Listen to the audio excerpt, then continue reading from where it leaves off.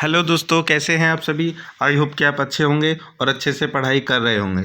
चलिए बच्चों, तो इंटरनेशनल लॉ की सीरीज़ में हम लेकर के आ गए हैं आपके लिए अगला क्वेश्चन।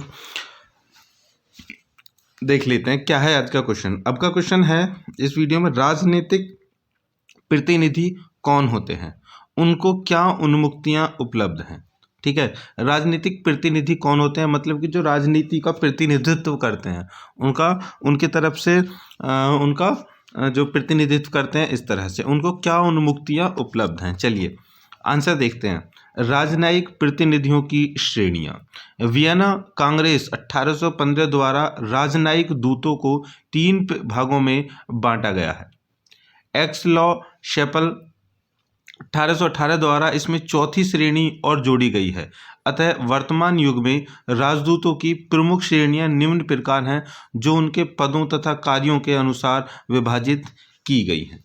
राजनीतिक प्रतिनिधित्व, ठीक है। राजनयिक, राजदूत तथा पॉप के राजदूत, राजदूत तथा पॉप के राजदूत। देखिए, राजदूत प्रथम श्रेणी के राजनीतिक प्रतिनिधित्व होते हैं। राजदूत जो होते हैं वो प्रथम श्रेणी के राजनीतिक प्रतिनिधित्व होते हैं, जो कि राजदूत वो होते हैं मतलब कि जो दूतों का काम करते हैं, मतलब कि एक जगह से दूसरी जगह पर, ठीक है, अपने आप को स्थापित रखते हैं और राजनीतिक जितनी भी जो इन्फॉर्मेशंस होती हैं उनका आवागमन करते हैं। ठीक है दोस्तों, चलिए। जो संसार के मान्यता प्राप्त राष्ट्रों, संयुक्त राष्ट्र संघ तथा होली सी द्वारा नियुक्त किए जाते हैं, इन्हें अपनी नियुक्ति वाले राष्ट्र के अध्यक्ष से सीधे मिलने का अधिकार होता है। राजदूतों को विशेष सम्मान और अधिकार दिए जाते हैं। इनकी नियुक्ति बड़े राज्यों और महाशक्तियों में की जाती है। पोप द्वारा भेजे गए राजनयिक दूतों को भी राजदूतों की श्रेणी में रखा जाता है। पोप द्वारा नियुक्त दूतों को लीगेट्स कहते हैं। ठीक है दोस्तों, ध्यान रखना कि जो पोप ने जिन राजदूतों को नियुक्त किया है उनको बोलते हैं लीगेट्स। ठीक है, अब अगला पॉइंट है हमारा कि असाधारण दूत और पूर्वाधिकार मंत्री। इन दूतों को राजदूतों के समान सभी विशेषाधिकार प्राप्त नहीं होते। ये भी अपने राज्य अध्यक्ष द्वारा ही नियुक्त किए जाते हैं। फिर भी ये राज्याध्यक्ष के व्यक्तिगत प्रतिनिधि नहीं होते। इन्हें न तो राजदूतों के समान सम्मान ही दिया जाता है और न ही इन्हें परम श्रेष्ठ के नाम से संबोधित किया जाता है। अतः इन्हें प्रथम श्रेणी के मुकाबले में कम प्रतिष्ठा प्राप्त होती है। ठीक है, पहले थे राजदूत, अब है असाधारण दूत व फिर पूर्ण अधिकार। राजदूतों को हम मैसेंजर भी बोल सकते हैं अपना। ठीक है दोस्तों, मैसेंजर भी बोल सकते हैं। अब है नेक्स्ट निवासी मंत्री। सन 1818 में के एक्स लॉ सेपल के अंतर्राष्ट्रीय सम्मेलन में सर्वप्रथम इस नई श्रेणी का निर्माण हुआ। यह असाधारण राजदूतों से निम्न श्रेणी के होते हैं। आजकल निवासी मंत्री नियुक्त करने की प्रथा कम हो गई है, मतलब कि ये तीसरे नंबर पे होते हैं। ठीक है, सबसे पहली जो पावर होती है वो होती है राजदूत की। दूसरी पावर जो होती है वो होती है जो केवल दूत होते हैं, और तीसरी जो कम पावर होती है वो होते हैं निवासी मंत्री। अब है चौथा, कार्यभार वाहक। इनकी नियुक्ति राष्ट्र के अध्यक्ष द्वारा न होकर विदेश मंत्रालय द्वारा होती है। कार्यदूतों की नियुक्तियों अक्सर छोटे छोटे राज्यों में की जाती है। ये विदेश पहुंचने पर अपना परिचय पत्र वहां के विदेशी मंत्री को देते हैं। अधिकार प्रतिष्ठा में ये निवासी मंत्री से नीचे होते हैं। इनका पद भी राजदूतों से निम्न स्तर का होता है। ठीक है, तो अभी हमने वो 4 तरह के जो राजनयिक हैं उनके बारे में हमने पढ़ा है। ठीक है दोस्तों, चलिए आगे चलते हैं।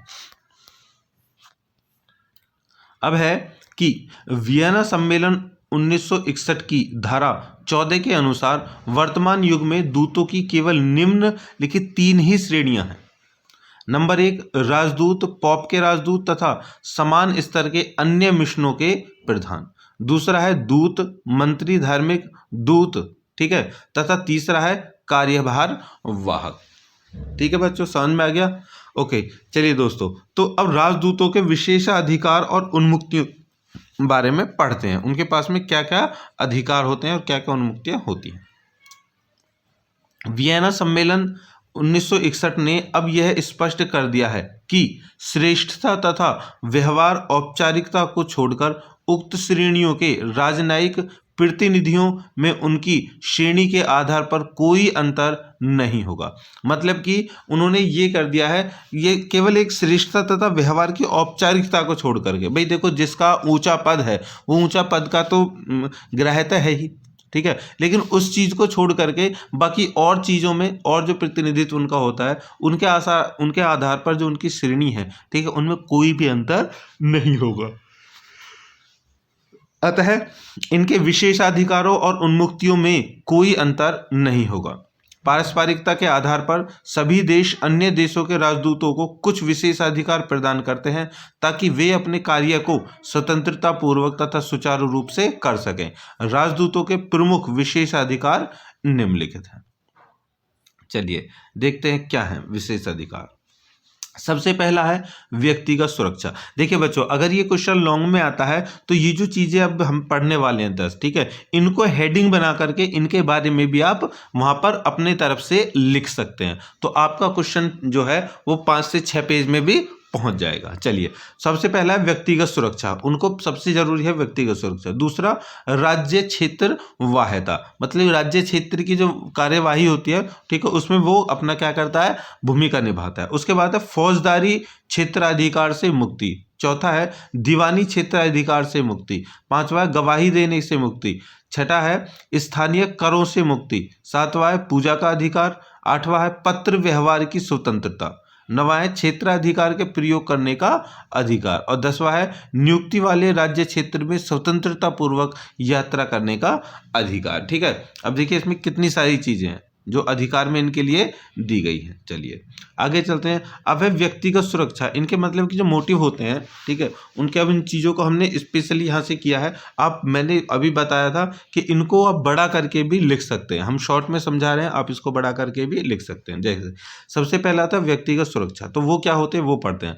राजदूतों का शरीर पवित्र माना जाता है, इनको मारना, पकड़ना या बंधनों में रखना बड़ा जघन्य कार्य समझा जाता है, मतलब कि बहुत ज्यादा संगीन जुर्म वाला कार्य समझा जाता है। रिपल्लिका बनाम लॉग चैंपस में यह धारणा व्यक्त की गई थी कि जो कोई राजदूत पर आक्रमण करता है वह केवल उस सम्राट का ही अपमान नहीं करता जिसका वह प्रतिनिधि है, बल्कि राज्यों की सामान्य सुरक्षा तथा उसके कल्याण को भी आघात पहुंचाता है।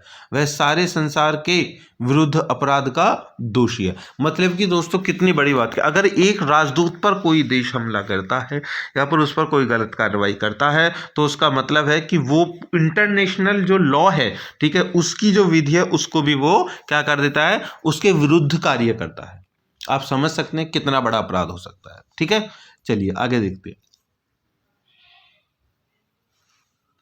राज्य क्षेत्रवाहता, राजदूतों के सरकारी निवास स्थान और दूतावास उस समय राज्य के क्षेत्राधिकार से बाहर माने जाते हैं जब दूतावास में शासन, न्याय या पुलिस विभाग का कोई कर्मचारी प्रवेश करने का अधिकार नहीं होता।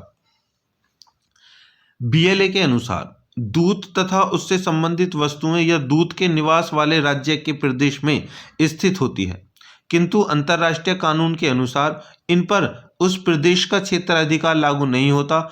ये उस राज्य क्षेत्र में रहते हुए भी उसके कानून और न्यायालयों के क्षेत्राधिकार से बाहर माने जाते हैं। देखो जैसे कि कोई हमारा भारत का दूत है, अब वो रहता है कहाँ पर, पाकिस्तान में, ठीक है, इस बात से आप समझ सकते हैं।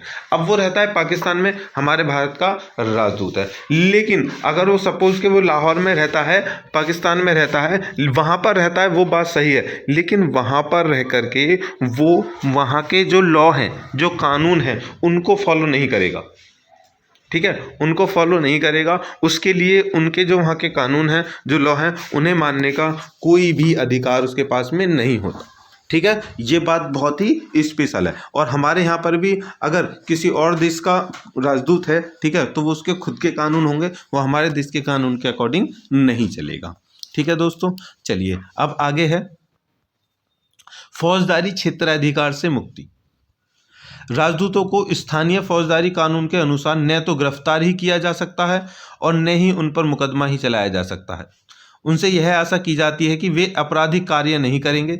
यदि कोई आपराधिक कार्य वास्तव में किया भी गया है तो राजदूत के आपराधिक कार्य की रिपोर्ट अधिकार पत्र प्राप्त सरकार उसकी गृह सरकार से करेगी। गृह सरकार अपने देश की विधि के अनुसार उसको दंडित करने का सुझाव दे सकती है। ठीक है, मतलब कि जिस देश में वो रह रहा है, जहाँ जिस देश का प्रतिनिधित्व करके वो किसी और देश में रह रहा है, ठीक है, और वहाँ के जो कानून है या लॉ हैं वो गलत हैं या सही हैं, ठीक है, उनसे कोई मतलब नहीं वहाँ पर, लेकिन वो अपराध नहीं करता, ये उससे आशा की जाती है। लेकिन फिर भी अगर वो अपराध कर देता है तो वो उसको सजा नहीं दे सकते। वो क्या करेंगे, जिस देश का वो राजदूत है उसी देश को वो कंप्लेंट करेंगे और वो अपने अकॉर्डिंग जो अपने देश के जो उनके लॉ होते हैं उन्हीं के अकॉर्डिंग उनको दंडित किया जाएगा। ठीक है दोस्तों, चलिए आगे देखते हैं दीवानी क्षेत्राधिकार से मुक्ति। राजदूत तथा उसके नौकर स्थानीय दीवानों क्षेत्राधिकार से मुक्त रहते हैं। किसी राजदूत की संपत्ति न तो ग्रहण की जा सकती है और न उसके खिलाफ किसी कर्ज के लिए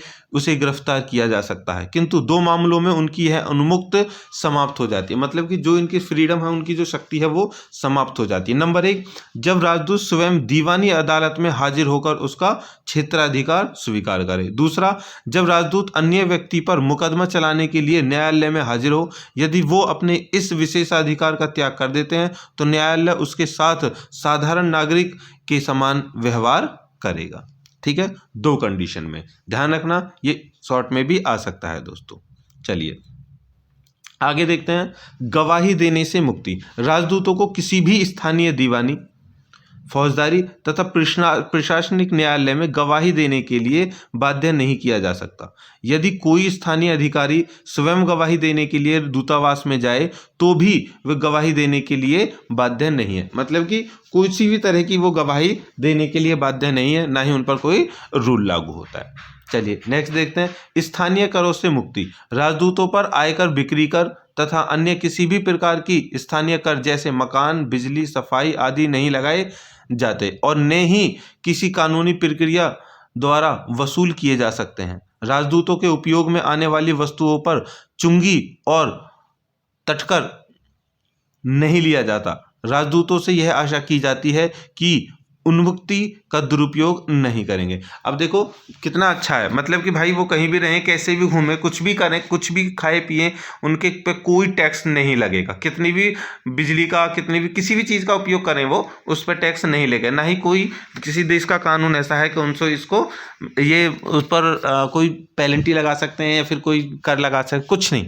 ठीक है, कुछ नहीं हो सकता, लेकिन उनसे ये उम्मीद की जाती है कि वो अपनी ज़रूरत के अकॉर्डिंग ही इस्तेमाल करेंगे, बेकार नहीं करेंगे। ठीक है दोस्तों, चलिए आगे देखते हैं पूजा का अधिकार। राजदूतों को अपने धार्मिक विश्वास के अनुसार पूजा और उपासना करने की पूरी स्वतंत्रता है, भले ही वे अपने धर्म के विरोधी राज्य में क्यों न रह रहे हो। मतलब कि अगर पाकिस्तान में अगर हमारे यहाँ के राजदूत रह रहे हैं तो वो वहाँ पर जो भी हिंदू धर्म के भगवान हैं उनकी पूजा कर सकते हैं, और उनका अगर कोई भी यहाँ पर रह रहा है तो वो यहाँ पर भी नमाज पढ़ सकता है। ठीक है, चलिए यह स्वतंत्रता होती है। पत्र व्यवहार की स्वतंत्रता। प्रत्येक राजदूत को अपना कार्य अच्छे ढंग से करने के लिए पूर्ण स्वतंत्रता होती है, अतः उसको पत्रों, तारों, संदेशों, कूटनीतिक थैलों आदि का निरीक्षण स्थानीय सरकार नहीं कर सकती। देखो मतलब कि उसके कोई भी काम है, उसके फ़ोन, अब तो जैसे इतना नहीं चलते, फ़ोन लिस्ट है, पत्र है, तार है, कुछ भी है, उसके स्थानीय जो सरकार है, जिस जगह पर वो रह रहे हैं दूत बन करके, वहाँ पर उसका कोई कुछ चेक नहीं कर सकता। ठीक है, चलिए नेक्स्ट है क्षेत्राधिकार के प्रयोग करने का अधिकार। राजदूतों को अपने दूतावास की सीमा के निवासियों पर क्षेत्राधिकार प्राप्त होता है। इन्हें अपने कर्मचारियों वर्ग पर नियंत्रण रखने के लिए तथा अपराध करने वाले व्यक्ति पर मुकदमा चलाने के लिए स्वदेश भेजने का अधिकार होता है। मतलब कि अपने क्षेत्राधिकार का वो अधिकार प्रयोग करते हैं। ठीक है, इनके ऊपर कोई, इनकी जो सीमा के निवासी है ना, उन पर क्षेत्राधिकार प्राप्त होता है, और इन्हें अपने कर्मचारी वर्ग पर, मतलब जो इनके नौकर चाकर जो लगे रहते हैं,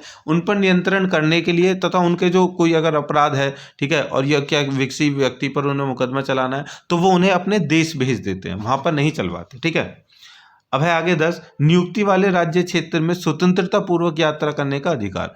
वियना सम्मेलन 1961 के अनुच्छेद 26 द्वारा राजनीतिक प्रतिनिधियों को नियुक्त वाले राज्य क्षेत्र में स्वतंत्रता पूर्वक भ्रमण करने का अधिकार। मतलब कि जहां पर जिस देश में उसकी पोस्टिंग हुई है उस देश में किसी भी जगह कभी भी जाकर के वो क्या कर सकता है, यात्रा कर सकता है। ये बहुत बड़ा अधिकार किसको है, दूतावास मतलब कि जो हमारे राजदूत होते हैं उनको। ठीक है दोस्तों, तो आई होप ये क्वेश्चन बहुत इंपॉर्टेंट है। ठीक है, इंपॉर्टेंट है और आपको समझ में आ गया होगा जो राजदूत हैं। ठीक है, अभी राजदूत कौन है हमारे भारत के, ठीक है, वो आपको हमें बताना है और उनसे थोड़ा सा मतलब कि बताओगे तो हमें लगेगा कि हाँ आप कुछ सीख रहे हो। उसके बाद से मैं फिर से एक बार बता दूं, जो राजदूत जो होते हैं, ठीक है, पहले वो 4 तरह के थे लेकिन अब वो 3 ही तरह के हैं। ठीक है, पहले उनमें शक्तियों के तरह वो विभाजन थे लेकिन अब शक्तियां उनकी सबकी समान है, लेकिन पोस्ट के अकॉर्डिंग उनका थोड़ा पद ऊपर नीचे दिया गया है, बाकी और कुछ नहीं है। ठीक है, और उन्मुक्तियां उनकी आपने पढ़ी ली हैं, शक्तियां पढ़ी ली हैं।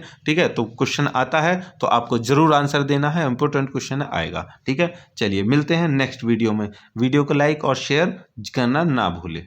तब तक अब हम लेते हैं आपसे विदा, बाय बाय।